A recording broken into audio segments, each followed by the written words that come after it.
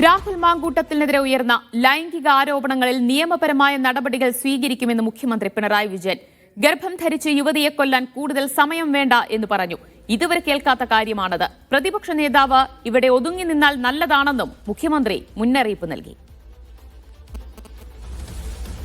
ഇത്രയെല്ലാം കാര്യങ്ങൾ വന്നിട്ട് അതിനെല്ലാം നേതൃത്വം കൊടുത്ത ഒരാളെ സംരക്ഷിക്കാൻ തയ്യാറാകുന്ന നില, അത് പ്രതിപക്ഷ നേതാവിനെ പോലെ ഒരാളുടെ ഭാഗത്ത് ഉണ്ടായിക്കൂടാത്തതാണ്. മാത്രമല്ല, അദ്ദേഹം അങ്ങ് പ്രകോപിതനാകുകയാണ്. പ്രകോപിതനായിട്ട് പിന്നെ എന്തെല്ലോ വിളിച്ചു പറയുന്ന അവസ്ഥ സ്വീകരിക്കുക. ഇക്കാര്യത്തിൽ സ്വീകരിച്ചത് രാഷ്ട്രീയത്തിന് അവമാനം വരുത്തി വെച്ചതാണ്. പൊതുപ്രവർത്തകർക്ക് അവമാനം വരുത്തി വെക്കുന്നതാണ്. അത്തരമൊരാളെ വഴിവിട്ട് ന്യായീകരിക്കാൻ പുറപ്പെടുന്നത് ഇത്തരം ആളുകളെ പ്രോത്സാഹിപ്പിക്കുന്ന നിലയാണുണ്ടാവുക.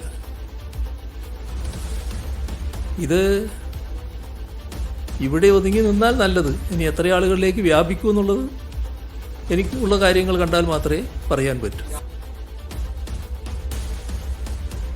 തിരുവനന്തപുരത്ത് നിന്ന് സേഫ് സെല്ലാബ്ദീൻ വിവരങ്ങൾ നൽകും. സേഫ്, രാഹുൽ മാങ്കൂട്ടത്തിൽ വിവാദങ്ങളിൽ മുഖ്യമന്ത്രിയുടെ പ്രതികരണം എന്താണ്?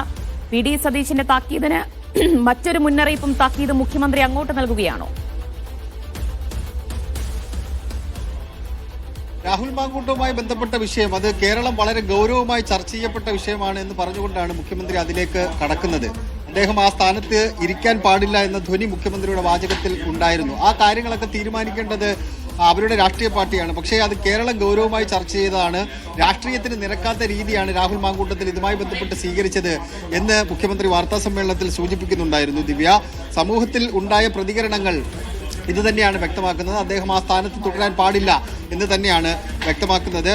ആ ഗർഭം ധരിച്ച യുവതിയെ കൊല്ലാൻ എനിക്ക് അധികം സമയം വേണ്ട എന്ന് പറഞ്ഞതിനെ അതിനെ ഗൗരവമായി തന്നെയാണ് കാണുന്നത്. അതിനകത്ത് നിയമപരമായി എന്ത് നടപടി സ്വീകരിക്കാൻ കഴിയുമോ അത് പോലീസ് അക്കാര്യത്തിൽ നിയമ നടപടി സ്വീകരിക്കുമെന്ന സൂചന മുഖ്യമന്ത്രി നൽകുന്നുണ്ട്. പ്രതിപക്ഷ നേതാവിനെതിരെ കടുത്ത വിമർശനങ്ങൾ മുഖ്യമന്ത്രി ഉന്നയിക്കുകയാണ്. കാരണം പ്രതിപക്ഷ നേതാവ് ഈ വിഷയം ഉയർന്നു വന്നപ്പോൾ കോൺഗ്രസിന്റെ മുതിർന്ന നേതാക്കൾ അടക്കം പറഞ്ഞ വാചകങ്ങൾ കേട്ടില്ല. അവരുടെ ഒരു പൊതുവികാരം അദ്ദേഹത്തെ മാറ്റി നിർത്തണം എന്നുള്ളതായിരുന്നു. പക്ഷേ രാഹുൽ മാങ്കൂട്ടത്തിനെ പിന്തുണയ്ക്കാൻ വേണ്ടിയാണ് പ്രതിപക്ഷ നേതാവ് ആ നിലപാട് സ്വീകരിച്ചത്. അത് പൊതുസമൂഹത്തിന് നൽകുന്ന സന്ദേശം എന്താണ്? ഇത്തരത്തിലുള്ള പ്രവണതകൾ നടത്തുന്ന ആൾക്കാർക്ക് കൂടുതൽ പ്രചോദനം നൽകുന്ന രീതിയാണത്.